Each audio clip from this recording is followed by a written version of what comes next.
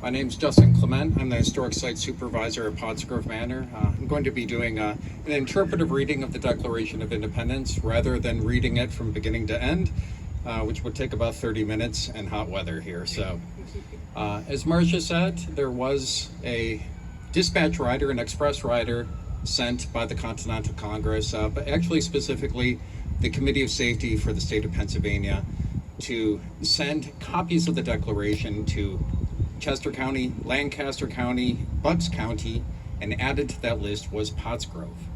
So the question is, when there was a copy of the Declaration of Independence, fresh from the printer, Dunlap, being sent out to all the different counties, why is it also being sent to Pottsgrove Manor? Now, it could be Samuel Potts and his partner, Thomas Rudder III, the partners who were running Warwick Furnace, who intercepted that copy of the Declaration of Independence, but it also might have been Colonel Thomas Potts.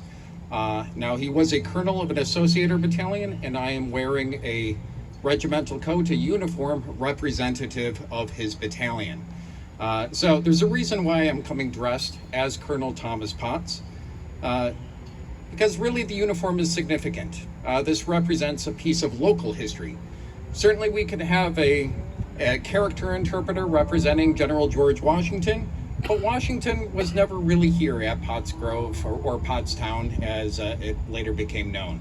But Potts was here. So Colonel Thomas Potts, he raised an associator battalion. This is a regiment of volunteers.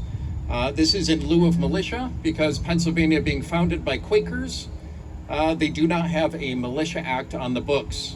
Militia requiring mandatory military service for any able-bodied free male between the ages of 16 and 50, varying by colony.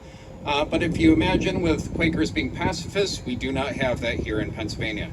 So Benjamin Franklin devised the associators back in 1747, the idea being that these are volunteers who voluntarily associate with each other and form these regiments or battalions. Now, Captain Nathaniel Potts, this is the son of Samuel Potts from Warwick Furnace. He was the commander of the company raised here locally in Pottstown, recruited in Pottstown, raised in Pottstown, and also the adjoining Pine Forge or Coventry Forge just across the county borders.